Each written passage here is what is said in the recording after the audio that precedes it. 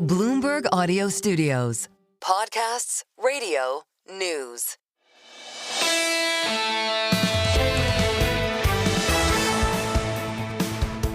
The single best idea, and going back over 2 decades, today was one of the most extraordinary shows we've ever done. I really want to say we try to do a different conversation on technology. We are able to execute that today.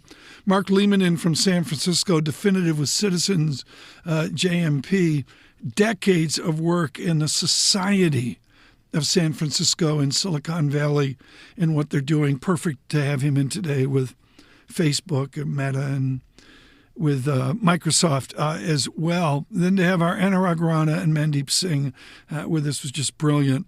All trumped by 2 vice chairmen with us today. Lael Brainard we'll get to in a moment at Harvard. But here with Columbia University and PIMCO is a former vice chairman of the Fed, Richard Clarida, on when you cut rates, do you establish a trend or can you do a one-off? If you go back to when, Tom, you and I started our careers in the 80s with Volcker, Volcker would never give you an indication of where rates were going to be in 6 months or 6 years. It was one meeting at a time. And for the first half of Greenspan, it was one meeting at a time. Then what happened? This is really important, folks. Well, 2 things happened. The academic literature, to which I contributed, said there can be benefits to providing guidance on the rate path. And so I think policymakers fell in love with that idea. They doubled down on it when we hit the zero lower bound, and it made sense to do that. But one of the points I make in the paper that you nicely plugged, Tom, is that monetary policy is not immune from the laws of economics. There are benefits and costs to decisions, and there are benefits and costs and diminishing returns. And I think you raise a very good point. We could be in a different world if basically the Fed and other central banks said, there's a lot of uncertainty. We're going to do one meeting at a time.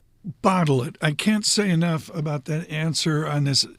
I feel very strongly about this, folks. They are completely wedded to the belief in physics, if you will, an inertial force of starting a trend, either rates higher or rates lower, doesn't matter.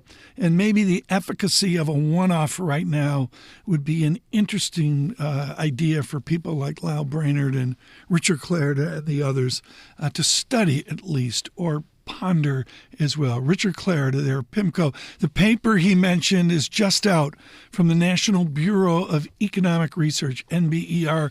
I'll try to get that this weekend out on Twitter and LinkedIn.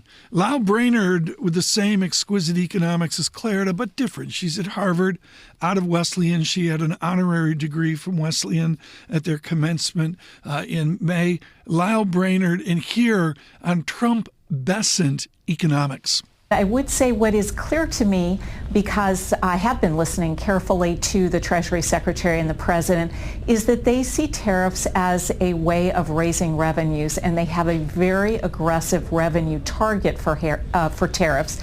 They want to raise hundreds of billions, $300 billion a year in tariff revenues, which is an order of magnitude larger than what we have seen recently. And that means that tariff rates have to be at those high Smoot-Hawley levels, with the attendant potential effects on the labor market. And we've already seen substantial slowing in the second quarter in terms of underlying private domestic final demand. Consumers look like they are feeling a little bit cautious. We can see that even in today's personal consumption expenditures data, which really was very modest growth. So yes, I do believe there's some risk that by trying to achieve those very aggressive tariff revenue goals, they really are putting a big dampener on what could be a very dynamic and exciting period in American growth. The dynamic and exciting period is maybe the path to Jackson Hole. Lisa Bramwitz and I will be out there for the festivities. Lael Brainard is at Harvard. I can't emphasize enough the work that's being done right now on tariffs. Whatever your politics, whatever you believe, pro-Trump, anti-Trump, this, that, the other thing, this is an absolutely unique time for any of us living today. On our podcasts, on Apple Music, on Spotify, on YouTube podcasts, this is Single Best Idea.